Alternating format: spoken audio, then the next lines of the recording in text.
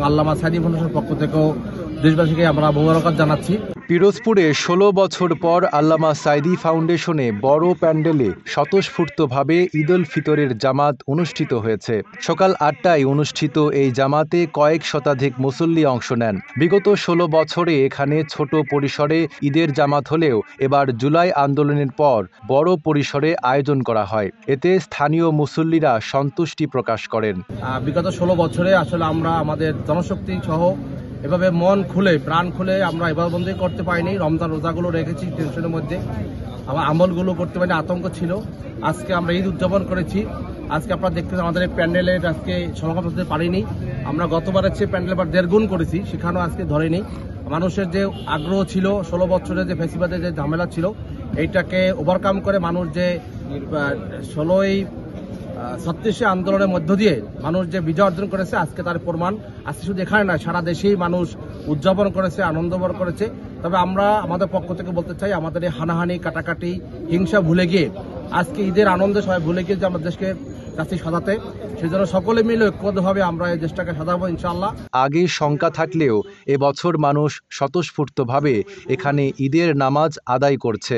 আল্লামা সাইদি ফাউন্ডেশনের এই আয়োজনে আমরা মুসল্লিরা সবাই সন্তুষ্ট। আল্লামা সাইদি ফাউন্ডেশন প্রতি বছরের মতোই এবছরও ঈদের জামাতের এখানে আয়োজন করেছে। তবে বিগত ১৬ বছর যে সংখ্যা নিয়ে মানুষ ঈদের জামাতে আসতো, এবছর স্বতঃস্ফূর্তভাবে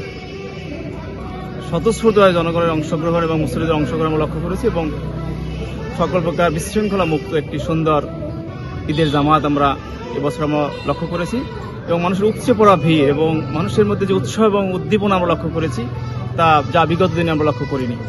তো এদিক থেকে বলা যায় যে বর্তমান এই অন্তর্বর্তীকালীন সরকারের সারা দেশব্যাপী যে একটা সুশৃঙ্খল ব্যবস্থাপনা এবং তারই মাধ্যমে এবছর বিগত দিনের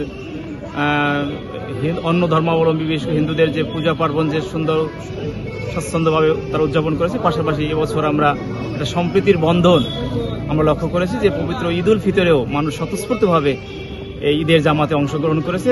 এরকম স্বতঃস্ফূর্ত অংশগ্রহণ আসলে সাইদি ফাউন্ডেশনে বিগত ১৭ কিংবা ২০ বছর, আমি ছোটবেলা থেকে এখানে নামাজ আদায় করি, কিন্তু আমি কখনো এরকম স্বতঃস্ফূর্ত অংশগ্রহণ বা এই ময়দানে এরকম একটি গণজামায়াত, ঈদের জামায়াত আমরা দীর্ঘদিন দেখিনি। এর একটি কারণ আমরা অনেকেই জানি, একটি রাজনৈতিক একটি প্রেক্ষাপট ছিল যেখানে এই স্থানটিকে বা এই স্থানে মানুষ আসতে কিছুটা দ্বিধাবোধ করতো বা শঙ্কিত থাকতো।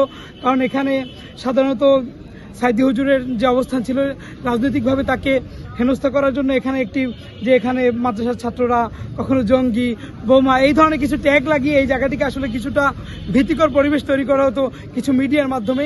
সেই পরিবেশটা এখন নেই। এই ২৪শে গণঅভ্যুত্থানের কারণে, একটি স্বৈরাচারী শাসকের পরিবর্তনের কারণে এই জায়গাটি তার সঠিক স্বকীয়তা ফিরে পেয়েছে, যার প্রতিফলন আমরা দেখতে পেয়েছি। নাইম আরাবি, ঢাকা পোস্ট।